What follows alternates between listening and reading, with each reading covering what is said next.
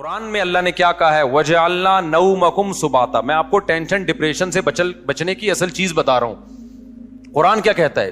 قرآن نے کافی چائے کا تذکرہ نہیں کیا. قرآن نے کیا کہا ہے؟ ہم نے رات بنائی لتسکنو تاکہ تمہیں کیا ملے؟ سکون. دماغ کو کیا ملے؟ فریش ہو جائے دماغ. سکون ملتا تو فریش ہوتا ہے نا. لیکن وہ کون سی رات؟ وہ یہ والی راتیں نہیں ہیں جو آج ہماری راتیں گزر رہی ہیں. پوری رات موبائل پہ، پوری رات آپ فون پہ گپے مار رہے ہیں. اس رات کو اللہ نے سکون کے لیے نہیں بنایا. وہ رات بنائی ہے جس کے بارے میں قرآن کہتا ہے وَجَعَلْنَا نَوْمَكُمْ سُبَاتًا. 30ویں پارے کا پہلا رکوع. سب عربی میں کسے کہتے ہیں؟ کاٹنے کو. اللہ کہتے ہیں ہم نے تمہاری نیند کو کاٹنے کا ذریعہ بنایا. کینچی ہے یہ نیند. کیا مطلب کاٹنے کا؟ آپ کا جو اس دنیا سے کنیکشن ہے نا، جو تاریں گئی ہیں جہاں سے اس دنیا کے سگنل آپ کے دماغ میں آ رہے ہیں، نیند ان سگنل کو کیا کر دیتی ہے؟ اس تاروں کو کیا کر دیتی ہے؟ کاٹ دیتی ہے. دیکھو ایک آسان مثال سے بات سمجھاتا ہوں. انسان کے جسم کے ہر پارٹ کو آرام چاہیے کہ نہیں چاہیے؟ بولو. آرام کسے کہتے ہیں؟ آپ کی باڈی کا جو پارٹ کسی کام میں مشغول ہو تو کچھ وقت کے لیے اس سے وہ کام چھڑا دیا جائے، اس کو ریسٹ کہتے ہیں. اٹ از کالڈ، بولو نا، ریسٹ.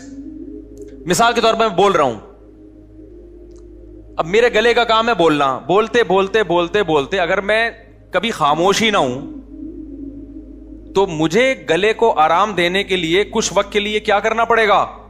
خاموش رہنا پڑے گا. ایسا ہی ہے نا؟ تو گلے سے کام تھا بولنا، اس کا ریسٹ کیا ہے؟ اس سے بولنا آپ چھڑوا دیں تو کچھ وقت کے لیے سکون میں آ جائے گا، وہ دوبارہ بولنے کے قابل ہو جائے گا. کان کا کام کیا ہے؟ سننا. ہر وقت سنتے آدمی کہتا ہے بند کر یار اس کو، تھک جاتا ہے نا کان کہ یار تھوڑی دیر سکون کا ماحول چاہیے، کچھ نہیں سننا ہم نے. ٹانگوں کا کام کیا ہے؟ ابے بولو نا، چلنا. چلتے ایک وقت آتا ہے آپ کہتے ہیں یار بیٹھ جاؤ یار، کچھ دیر ریسٹ کر لو، لیٹ جاؤ، کچھ آرام دے دو. تو ٹانگوں سے چلنا چھڑوا دینا یہ ٹانگوں کا ریسٹ ہے. ایسے ہے یا نہیں ہے؟ جم میں آپ جاتے ہو، وزن اٹھا رہے ہو، 3 سیٹ لگا لیے، 4 سیٹ لگا لیے، اب نہیں اٹھا جا رہا تو آپ کا ٹرینر آپ کو کیا کہے گا؟ بھائی اب بازو کو تھوڑی دیر کیا دے دے؟ ریسٹ دے دے. جو کام میں مشغول تھا اس سے وہ کام چھڑوا دے. اب دیکھو یہ سارے کام جو ہماری باڈی کر رہی ہوتی ہے، ان کو چھوڑنے کا آرڈر دماغ دیتا ہے. دماغ کہتا ہے چلنا بند کر دو، دماغ کہتا ہے سننا بند کر دو، دماغ کہتا ہے بولنا بند کر دو. دماغ کا اپنا کام کیا ہے؟ دماغ کا ریسٹ کیسے ہوگا؟ دماغ کا کام ہے سوچنا. کیا خیال ہے بھائی؟ اگر آپ لوگ سوچ رہے ہو تو سمجھ میں آئے گا کہ دماغ کا کیا کام ہے؟ سوچنا. مجھے آپ بتاؤ دنیا میں کوئی مائی کا لال ایسا پیدا ہوا ہے جو دماغ کو کہہ کے سوچنا بند کر دے؟ دماغ کو آرڈر کون دے گا؟ ہائے ہائے ہائے، آپ چل رہے ہو، ٹانگوں کو کون آرڈر دے گا کہ رک جاؤ؟ اتنا تو میرا خیال ہے جنرل نالج کا سوال ہے، یہ تو کوئی معاشرتی علوم کا سوال نہیں پوچھا میں نے. ٹانگوں کو کون آرڈر دیتا ہے کہ رک جاؤ؟ دماغ آرڈر دیتا ہے، تبھی ہم بریک لگا لیتے ہیں. میں بول رہا ہوں، بولتے تھک گیا تو میرے گلے کو کون آرڈر دے گا کہ رک جاؤ؟ دماغ آرڈر دے گا. اس سے پتہ چلتا ہے آرڈر دینے والا ہمیشہ اس سے سپیریئر ہوتا ہے. آپ کی باڈی کا جو پارٹ ہے نا، کوئی بھی پارٹ، اس کو آرڈر دے گا بادشاہ. وہ کون ہے؟ وہ دماغ ہے. پھر یہ اس کی بات مانے گا، رک جائے گا.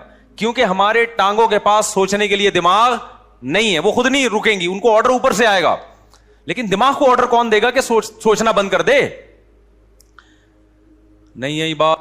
دماغ آرڈر نہیں دے سکتا. دماغ کے لیے کوئی اوپر کی چیز ہو جو دماغ کو آرڈر دے کہ سوچنا بند کر دے. کیونکہ دماغ جب اپنے آپ کو آرڈر دے گا کہ سوچنا بند کر دے تو اس کے لیے دماغ سوچے گا، تو سوچنے کا عمل کم نہیں ہوگا بلکہ سوچنے کا عمل بڑھ جائے گا. ابے کیسے سمجھاؤں؟ مجھے بتاؤ یار. کامن سینس کی بات کر رہا ہوں یا نہیں کر رہا؟ کافی پی کے آئے ہیں کہ نہیں آئے ہیں؟ مجھے یہ بات بتاؤ.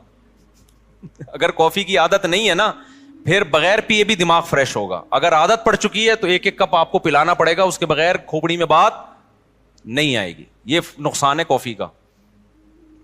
پھر بھی ہم کہتے ہیں پی لو, ہمیں بھی کبھی دماغ کھوپڑی کام نہیں کر رہی ہوتی, 2 چسکے ہم بھی لگا لیتے ہیں. ٹھیک ہے, پیدا تو اسی سوسائٹی میں ہوئے نا, فضائل نہیں بیان کرتے ہم. اچھا خیر, تو اب دماغ کا کام کیا ہے؟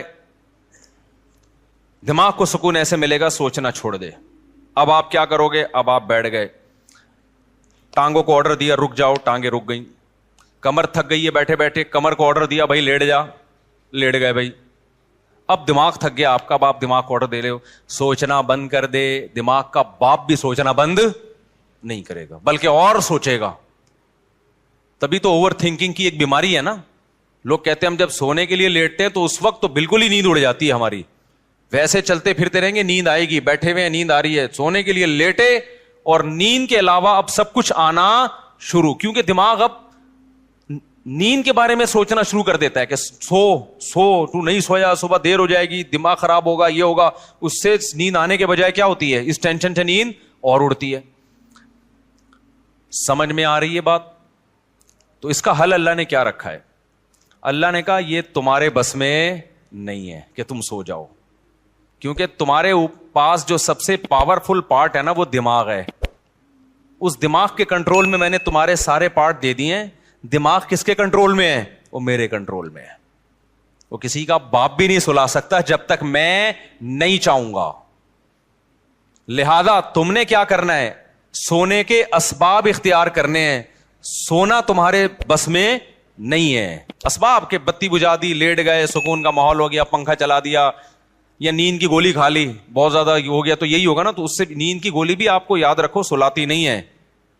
وہ کیا کرتی ہے, آپ کے جو پٹھے ہیں ان کو ریلیکس کر دے گی, خیالات کو مجتمع کر دے گی. نیند ڈاکٹر کہتے ہیں کہ نیند خود سے آتی ہے انسان کو, کوئی دوا نہیں لاتی نیند.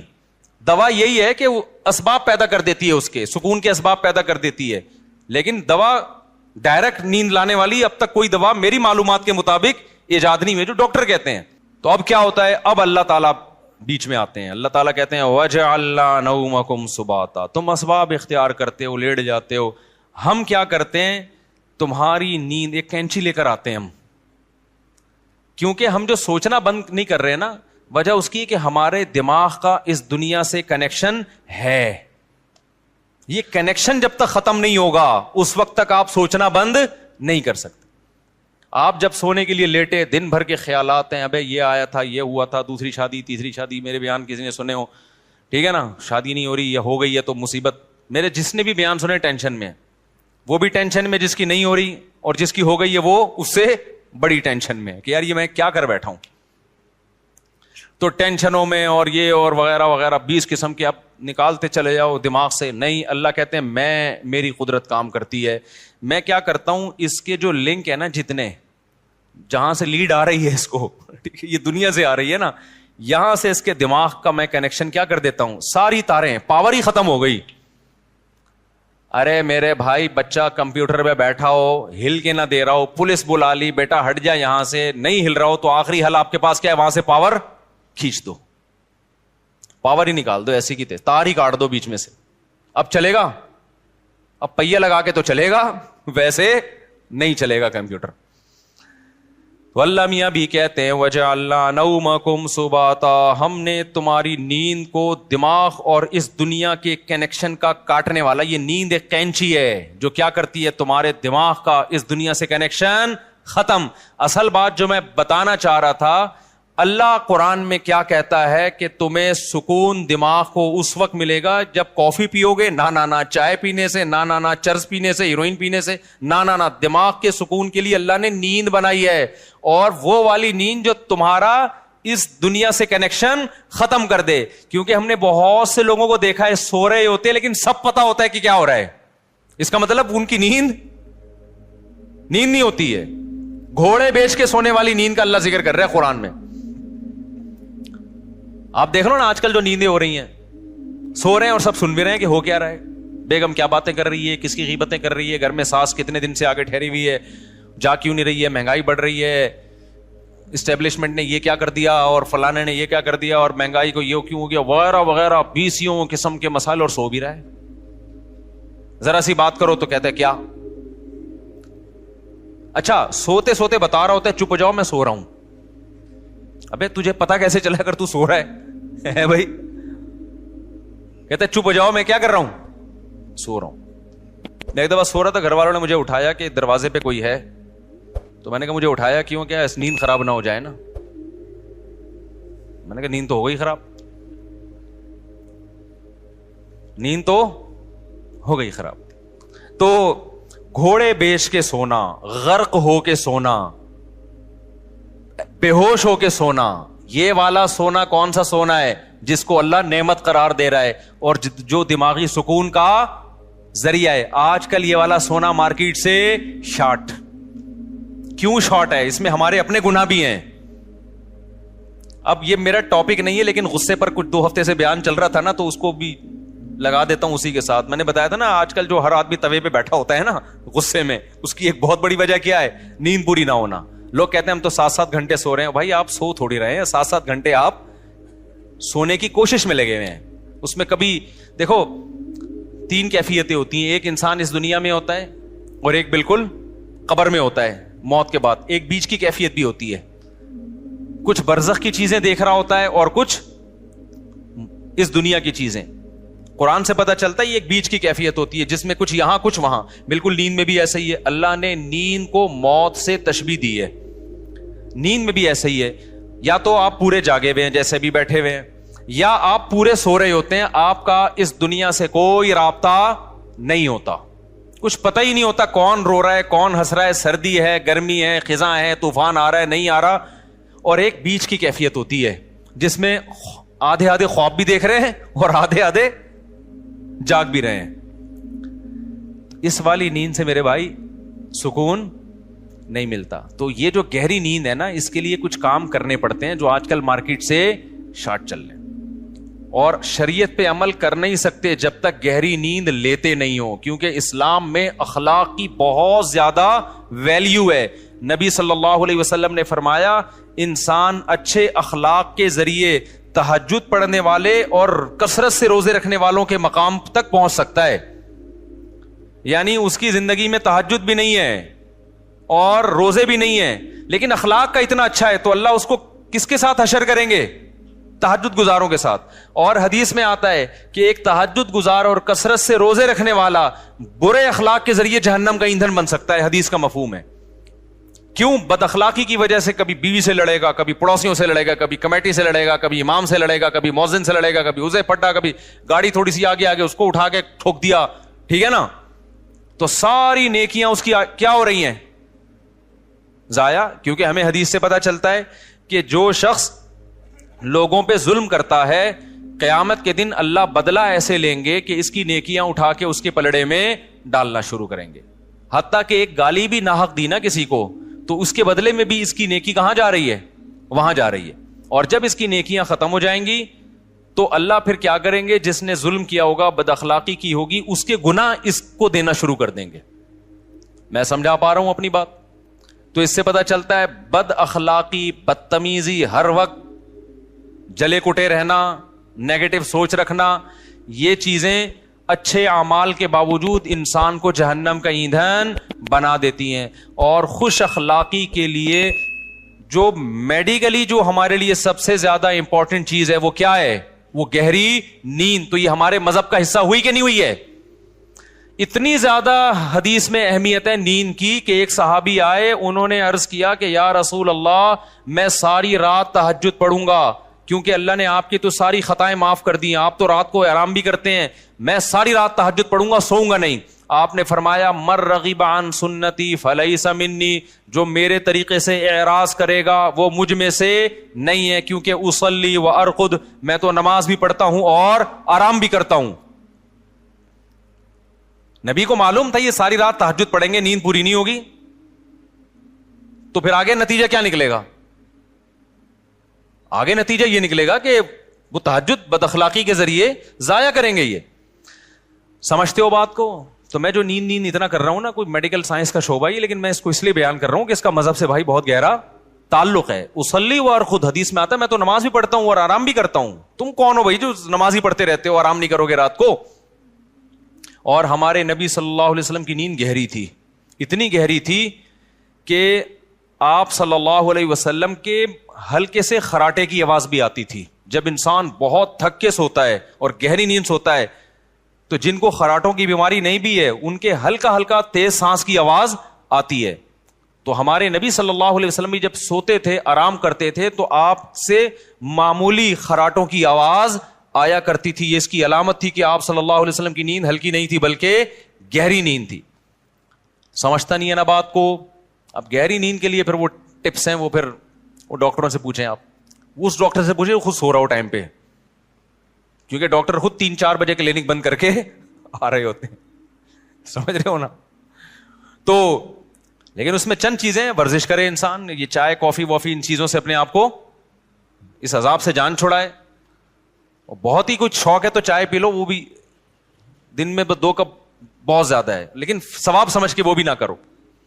اور رات کو انسان جلدی سے رات کو موبائل بند کر کے رکھ دے لاکر میں. موبائل جو ہے نا یہ رات کو دیکھو ہی نہیں, یہ بہت بڑی تباہی ہے. سو جاؤ رات کو, صبح 2 بجے 3 بجے اڑ جاؤ, اس کے بعد نماز پڑھو, تلاوت کرو, اللہ سے دعا مانگو, پھر موبائل دیکھ لو بیٹھ کے. بھائی کوئی مفید چیز اگر آپ نے دیکھنی ہے, کوئی جنرل نالج کی چیز دیکھنی ہے, کسی کا ولاگ دیکھنا ہے کہ میں بیت الخلاء میں بیٹھا ہوا ہوں کیسا لگ رہا ہوں, ٹھیک ہے نا, اس طرح بھی ولاگ بھی ایسے آ رہے ہیں کہ بس جو اٹرم پٹرم اٹھا کے ڈال دو. بس میں جا رہا ہوں, میں نانی کے جا رہا ہوں, میں خالہ کے جا رہا ہوں, میں پپو کے جا رہا ہوں. تو جا رہا ہے بھائی, تو ساری دنیا جاتی ہے, تو پہلی دفعہ تھوڑی جا رہا ہے. چلو کوئی دوسرے ملک میں جا کے ولاگ بنا رہا ہے, آپ نے وہ ملک دیکھا نہیں ہے, تو آپ کا یار بغیر ٹکٹ ویزے کے کنٹری دیکھنے کو مل رہا ہے, پھر بھی سمجھ میں آتا ہے. لیکن ایسے ایسے ولاگرز آ رہے ہیں, ان پہ تو مجھے تعجب اس لیے نہیں ہوتا کہ ان کو پیسہ مل رہا ہے نا, تعجب تو آپ پہ ہوتا ہے کہ یار آپ کے پاس اتنا ٹائم کہاں سے آ گیا. اور یہ بھی ایک بڑی بےغیرتی کی بات ہے, جس کا ولاگنگ کا چینل نہیں چل رہا نا, اپنی خوبصورت بیوی کو ادھورے لباس میں وہ لے آتا ہے. یار دیکھو, غیرت پہلے ہے, پیسہ بولو بعد میں. میں نہیں کہہ رہا کہ جو بھی عورت کو لے کر آ رہا ہے وہ گندی سوچ کا ہے, بری سوچ کا ہے, میں کسی پہ الزام نہیں لگا رہا. لیکن آپ کی بیوی اٹریکٹیو ہے, خوبصورت ہے, جوان ہے, اور ادھورے کپڑے میں آپ اس کو لا رہے ہیں, تو اس میں تو میرا خیال ہے کوئی دو رائے نہیں ہو سکتی کہ آپ کی نیت کیا ہے. یہ ایسے لوگ ہیں, اگر یہ بیگم کو نکال دیں تو ان کے چینل دھڑام سے نیچے. اور یہ ٹھرکی عوام, انٹرنیٹ پر اتنا فحش مواد پڑا ہوا ہے, اس کو دیکھنے کے بجائے کہیں بھی ان کو کوئی چاہیے کہ اپنی بیگم کے ساتھ آ رہا ہو. بھائی وہ جو مواد ٹھرکیوں کے لیے رکھا ہے وہ بھی غلط ہے, لیکن جب اتنا ہے تو پھر چل کیسے رہے ہیں یہ ٹھرکی چیزیں. اس سے پتا چلتا ہے کہ قوم کی ٹھرک اتنے عروج پہ پہنچی ہوئی ہے کہ سب کچھ دیکھنے کے بعد بھی جب ان کو پتا چلتا ہے فلاں کی بیوی آئی ہوئی ہے, دیکھو اس کو لازمی, یہ ٹھرک کی سپرلیٹو ڈگری ہے. بھائی مسئلہ یہ ہے نا کہ نہیں چل رہا تو اپنی بیگم, خوبصورت سی بیگم ادھورے کپڑوں میں لے آئی, تو سوال پیدا ہوتا ہے بھائی جس نے ادھورے کپڑوں میں عورت دیکھنی ہے وہ فلمیں دیکھ لے گا جا کے, وہ ناچ گانے والی عورتیں دیکھ لے گا, تو وہ آپ کی بیگم کو کیوں دیکھے گا؟ لیکن نہیں, وہ بھی دیکھے گا. تو یہ ٹھرک, آپ یو کے سے آئے, آپ کو یہاں کا اندازہ ابھی نہیں ہے. یہ لندن چھوڑ کے پاکستان آ گئے, کہہ رہے بہت اچھا ملک ہے, یقیناً بہت اچھا ملک ہے بھائی. ان لوگوں سے ہم پھر بھی بہت اچھے ہیں. ان میں یہ چھچور پنا اس لیے نہیں ہے کہ وہ اس سے بڑی چیزوں کے عادی ہو چکے ہیں. ہمارے یہاں کے نائٹ کلب ولب نہیں ہے, تو یہ بےچارے کسی کی بیوی ادھورے کپڑوں میں دیکھ کے تھوڑا سا کیا ہو جاتے ہیں, خوش ہو جاتے ہیں. ان سے آپ کمپیئر نہیں کر سکتے, کیونکہ یہ نا بہت سے لوگ کہتے ہیں پاکستان میں فحش فلمیں سب سے زیادہ دیکھی جاتی ہیں. غلط ہے, نہیں دیکھنا چاہیے, لیکن اس کا یہ مطلب نہیں کہ وہ ہم سے اچھے ہیں. بناتے کون ہیں یہ فلمیں؟ وہ لوگ بناتے ہیں, تو بنانے والا زیادہ برا ہے, سمجھ رہے ہو؟ جس میں جو بالکل ہی حیا لیس ہو جائے گا وہ بنائے گا. پاکستانی کم از کم اس سے تو کم ٹھرکی ہے نا, بنا تو نہیں رہا اتنی, پھر بھی دیکھنا چھوڑ دو. ایسا نہ ہو کہ آپ بولیں گے چلو دیکھنے کی وہ پرمیشن, دیکھنا بھی غلط ہے, لیکن اس سے آپ جو دوسری قوموں سے کمپیئر کرتے ہیں نا پاکستانی کو کہ یہ بڑے ٹھرکی ہیں, ایسا بالکل بھی نہیں ہے. ان لوگوں سے وہ ٹھرک کی بہت اوپر لیول پہ پہنچے ہوئے ہیں. وہ یہ بدنظری جیسی چھچور پنے کو ٹائم ویسٹنگ سمجھتے ہیں, ٹھیک ہے نا. یہ پاکستان کے غریبوں کے کام ہے یہ کام. خیر, تو جلدی سے میں بات کو سمیٹوں, کہاں سے کہاں چلی گئی. تو میں یہ کہہ رہا تھا یہ تھوڑا سا کنٹرول کر لیں سونے وونے کو, تاکہ اوپر کی سیٹنگ کیا ہو جائے, سیٹ ہو جائے, اور یہ طلاقیں بھی کم ہو ہماری سوسائٹی میں, اور یہ مار دھاڑ کے واقعات بھی کم ہو, اور یہ جو یونیورسٹیوں میں ڈرگس چل رہا ہے, چرس, آئس, یہ سب چیزیں سکون کے لیے لے رہے ہیں لوگ, لیکن اس سے سکون آنے کے بجائے تباہ اور برباد ہو رہا ہے. دیکھو مذہب خدا کی قسم بہت بڑی نعمت ہے. مذہب آپ کے پاس آپشن چھوڑ دیتا ہے سوچنے کا. شرابی شراب کیوں پیتا ہے, وہ کہتے ہیں اس میں کیا خرابی ہے, وہ بحث کرے گا. کچھ لوگ بتائیں گے کہ یہ فائدہ مند چیز ہے, کچھ کہیں گے نقصان دہ چیز ہے. تو وہ اپنی دماغ استعمال کر کے پلس مائنس کر کے ایک فیصلہ کر کے کچھ چھوڑ دیں گے, کچھ پینا شروع کر دیں گے. جو پینا شروع کرتے ہیں سوسائٹی کو کتنا نقصان ہوتا ہے. مذہبی آدمی کے پاس یہ آپشن ہے ہی نہیں. اس کے پاس 2 اور 2 4 کی طرح ہے کہ انما الخمر والمیسر والانصاب والازلام, اے ایمان والو شراب اور جوا کیا ہے, حرام ہے.